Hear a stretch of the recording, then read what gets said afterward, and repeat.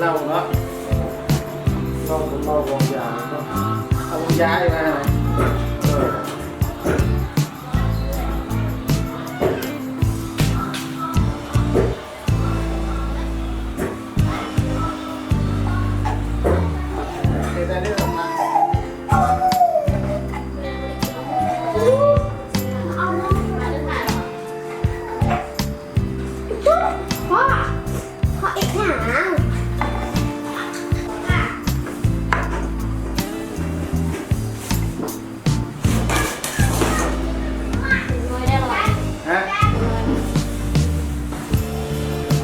มีไร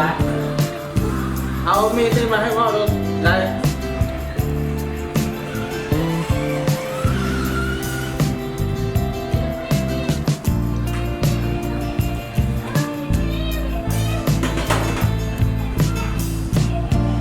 ไอ้วินให้ได้ไงก็ให้ไอ้วินให้ได้เห็นที่มันเห็น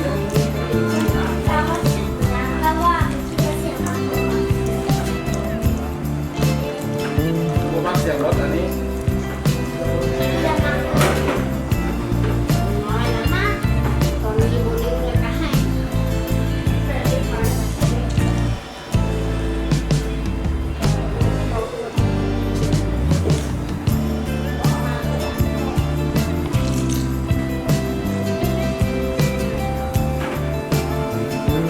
แล้วจังเลยแล้วจังเลย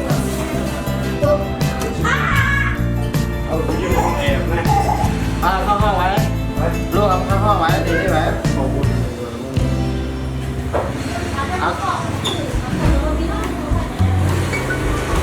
ไปฟอกเสื้อวะ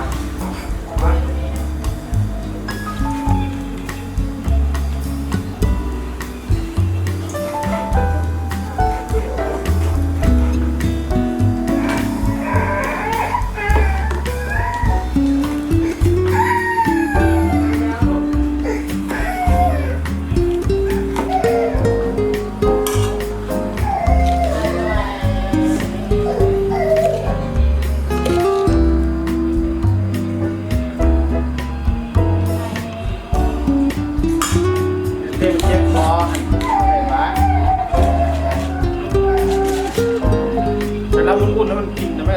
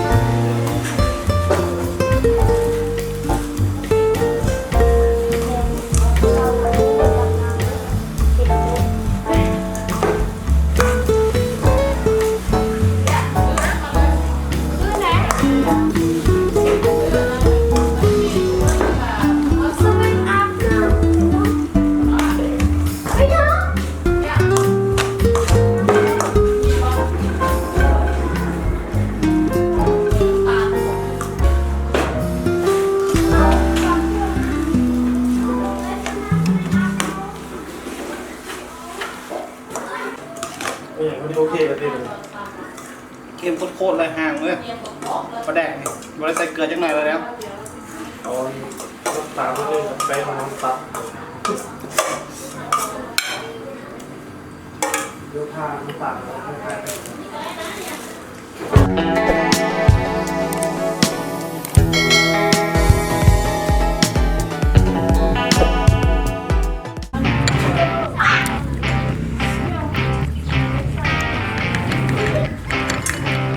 อันนี้ก้อยปลา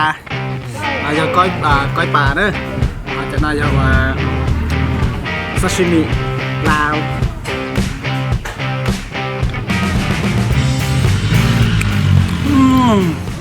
สุดยอด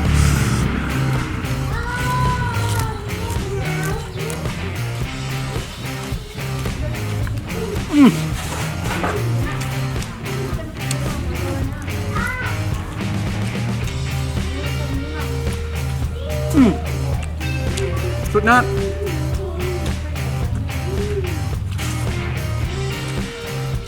บ้านอันนี้บุญมีแผ่นมันหยาดนะปูเลยเนาะ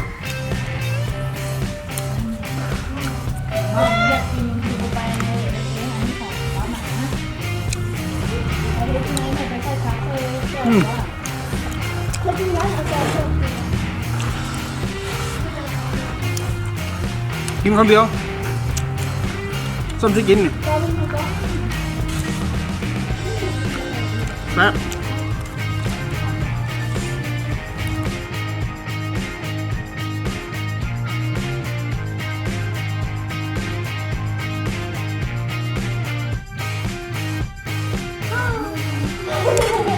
เหล้าบองยาสาวน้อยตกเตียงนี่เหล้าสนาคามสุดยอดเลยนี่ไปของฝากมาจากสนาคามเลยน้องซ้ายเอามาให้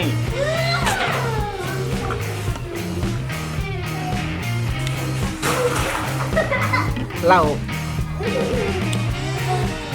กินน้อยเป็นยาตายเป็นโทษเอากันเด้อ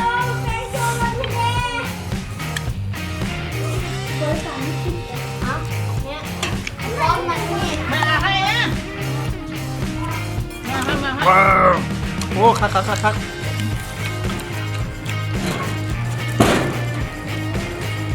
สุดยอดเลย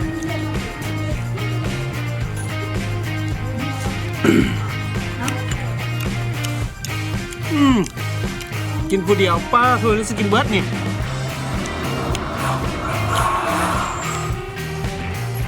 เตี้ยน้อยเลยทั้งตัวทองกับน้าชิตาเลยโยจ่าลูกเอาดูใกล้ๆเลยเนอะนี่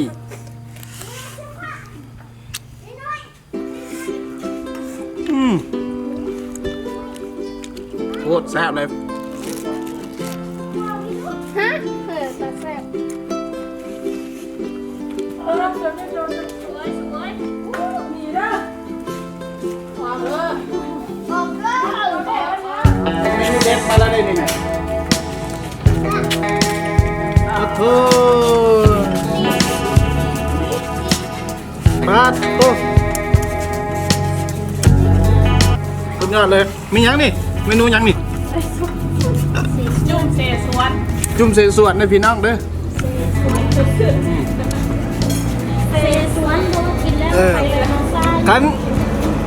จุ่มเสสวนขันกินแล้วกินนี่สลัดเป็นเสสวนเลยได้นี่เป็นเสสวน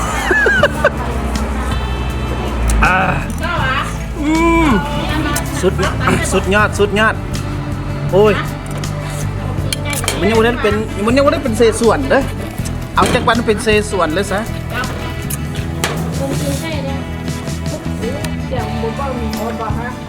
มีหมดตัวบ้านนี้เป็นเซสวนเท่าบ้านเซสวนได้บ้านนี้นี่เอา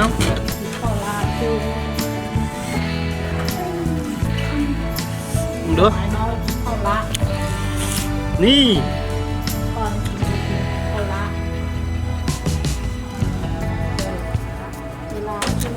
โอ้เราบางยาสุดยอดเลยปาดโถ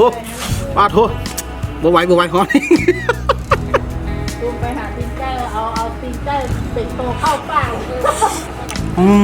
เอาตีนไก่เป็นโตเข้าปากเลยเนาะของพ่อมันนั่งดีๆคุณเอาสิลูกคุณพ่อมันนั่งดีๆโอ้โห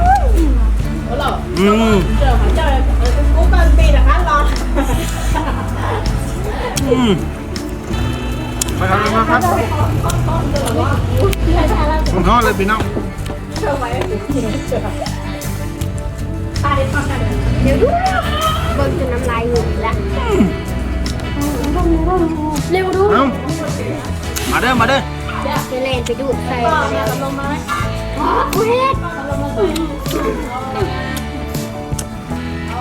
ใส่เยี่ยมมั้ย สุดยอดเลยนี่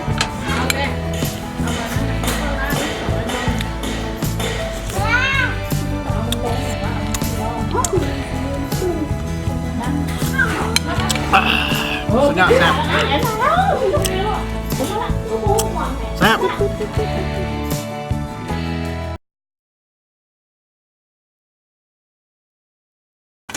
แซ่บบอเป็นน้ำหมอ